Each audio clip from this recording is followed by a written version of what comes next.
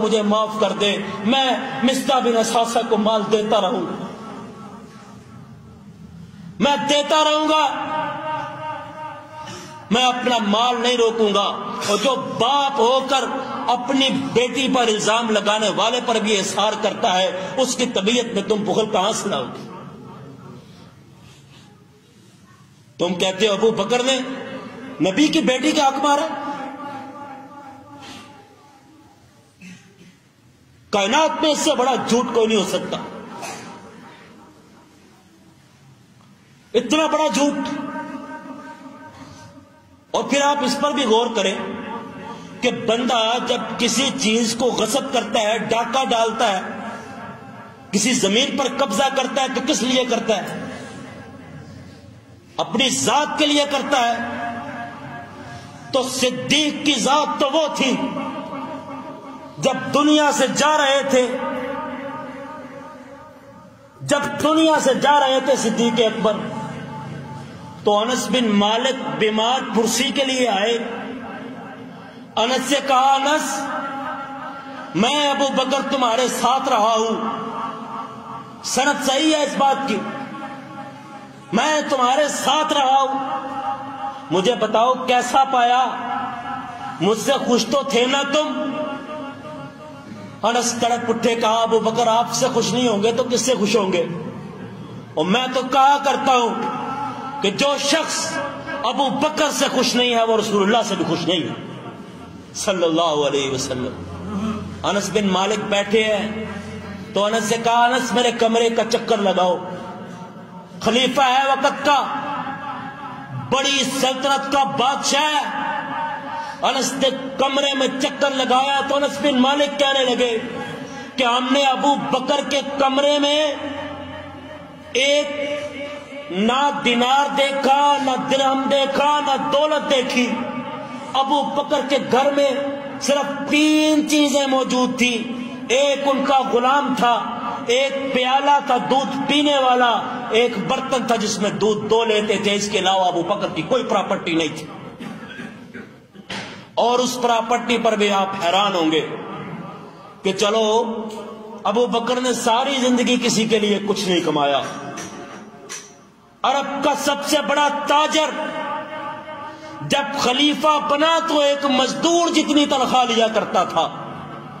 لوگوں نے کہا ابو بکر مزدور جتنی تنخواہ سے آپ کے گھر کے خرچے پورے نہیں ہوں گے۔ تو صدیق نے یہ نہیں کہا کہ میں اپنی تنخواہ بڑھا لوں گا، بلکہ کہا میں مزدور کی تنخواہ بڑھا دوں گا، اپنی نہیں مزدور کی تنخواہ بڑھا دوں گا۔ تو اس کی پراپرٹی ہے، غلام ہے، ایک دودھ کا پیالہ اور ایک دوسرا برتن ہے، ایک چادر ہے۔ ابو بکر نے کہا عائشہ سے، عائشہ یہ غلام، یہ دودھ کا پیالہ، یہ برتن، یہ چادر اپنے پاس نہیں رکھنی، میرے بیٹے محمد کو نہیں دینی، میرے بیٹے عبد الرحمن کو نہیں دینی، میری بیٹی اسما کو نہیں دینی، میرے بعد عمر ہوگا حاکم، عمر کے حوالے کر دو کہ وہ اس کو بھی حکومت کے کاموں میں استعمال کر لیں۔ سیدنا عمر کے پاس یہ پہنچی نا ابو بکر کی جاگیر، خزانہ ابو بکر کا۔ جب سیدنا عمر کے پاس پہنچے تو عمر کی آنکھوں میں آنسو آ گئے، تڑپ اٹھے، کہا ہائے ابو بکر تو نے اپنے بعد والوں کے لیے بڑی مشکلات کھڑی کر دی ہیں، تیرے بعد کون ہوگا؟ جو ہوگا تو وقت کا حکمران، لیکن ایک عام بندے کے گھر میں جا کر بکریوں کا دودھ دویا کرے گا۔ تیرے بعد کون ہوگا کہ جس کی طاقت سے دنیا کانپا کرے گی، لیکن وہ ایک مزدور جتنی تنخواہ لیا کرے گا؟ تیرے بعد کون ہوگا جس کے پاس ساری دنیا کی طاقت ہوگی لیکن اس کی پراپرٹی میں کچھ نہیں ہوگا؟ ابو بکر تو نے اپنے بعد والوں کو بڑی مشکل میں مبتلا کر دیا، تو نے اپنے بعد والوں کو بڑی مشکل میں مبتلا کر دیا۔ اما عائشہ موجود تھی ابو بکر رضی اللہ عنہ کے پاس، کہا عائشہ بیٹی بات سنو، میرے پیغمبر کی وفات کس دن ہوئی تھی؟ کہا ابا سوار کا دن تھا، کہا مجھے لگتا ہے میں بھی آج کے دن دنیا میں نہیں رہوں گا۔ بیٹی نبی کو کتنے کپڑوں میں کفن دیا گیا تھا؟ کہا بابا 3 کپڑے تھے نبی کے کفن کے لیے۔ کہا عائشہ ایک کپڑا میرے پاس موجود ہے، اس پر خوشبو لگی ہے، یہ ہٹا لینا، 2 کپڑے نئے خرید لینا، مجھے اسی کفن میں دفنا دینا۔ بیٹی تڑپی کہ ابو بکر رضی اللہ عنہ بابا آپ کے لیے نئے کفن کا انتظام کریں گے؟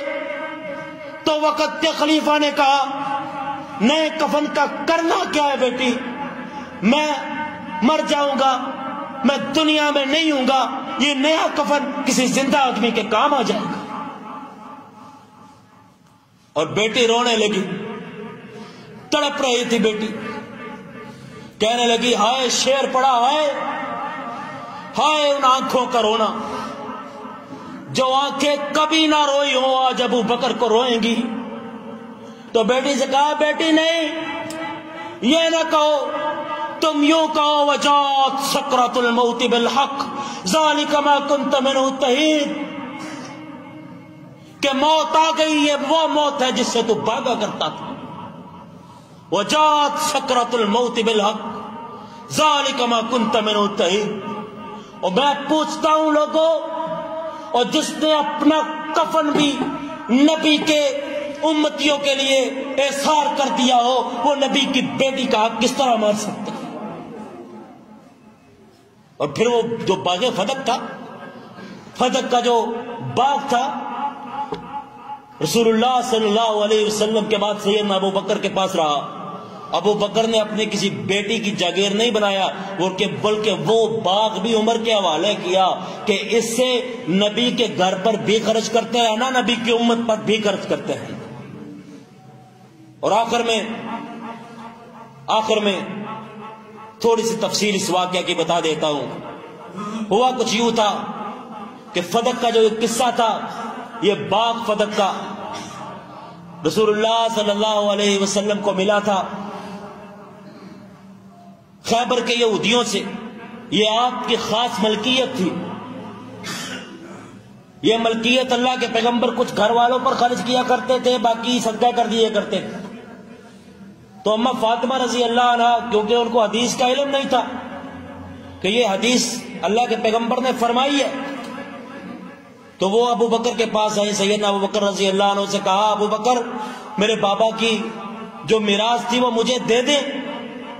تو سیدنا ابو بکر نے فرمایا آپ کے بابا کے حدیث ہے، اللہ کے نبی نے فرمایا تھا کہ جو نبی ہیں وہ اپنی کوئی وراثت درہم و دینار کی چھوڑ کر نہیں جاتے، ان کی وراثت علم ہوتا ہے۔ بیٹی یہ آپ کے بابا کا جو مال تھا، جو ان کی وراثت تھی، یہ امت کے لیے تقسیم ہوگی۔ تو اما فاطمہ رضی اللہ عنہ نے یہ سنا اور واپس چلی گئی۔ یہ واقعہ، یہ حدیث صدیق نے اپنی طرف سے نہیں گھڑی تھی، بلکہ ساری دنیا کے تمام مسلمانوں میں متفق علیہ مانا جاتا ہے کہ اللہ کے نبی نے یہ بات فرمائی تھی۔ حتیٰ کہ شیعہ کی کتابوں میں جو لوگ یہ سیدنا ابو بکر پر الزام لگاتے ہیں، ان کی کتابوں میں جن اماموں کو وہ معصوم مانتے ہیں، ان اماموں نے بھی یہ بات بیان کی ہے کہ پیغمبر کی کوئی وراثت درہم و دینار کی نہیں ہوتی۔ اصول کافی میں یہ روایت موجود ہے، اور شیعہ محققین نے اس روایت کو صحیح تسلیم کیا ہے۔ ایک یہ روایت ہے، اور دوسری ایک قصہ بیان کیا جاتا ہے، آخری منٹ میں بیان کرتا ہوں، کہ نعوذ باللہ سیدنا عمر نے سیدہ فاطمہ کو مارا اور ان کا عمل گر گیا، نعوذ باللہ ثم نعوذ باللہ۔ یہ وہ جھوٹ ہے جس کا کائنات میں کوئی سر پیر نہیں ہے، اور سنہ کی کتابوں میں دیکھو اس کی کوئی سند موجود نہیں۔ سارے علماء کہتے ہیں یہ جھوٹ ہے، ابان بن ابی عیاش جامی راوی نے گڑھا ہے، اور صرف اہل سنہ نے نہیں بلکہ شیعہ کے محققین بھی اس راوی کو جھوٹا کہتے ہیں جو یہ واقعہ بیان کرتا ہے۔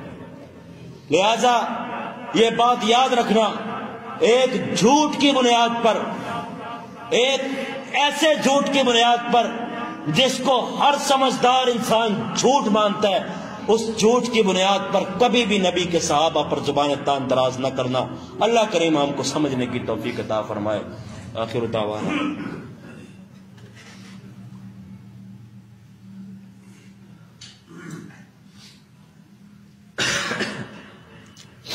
ان الحمد للہ نحمده ونستعینه ونستغفره ونعوذ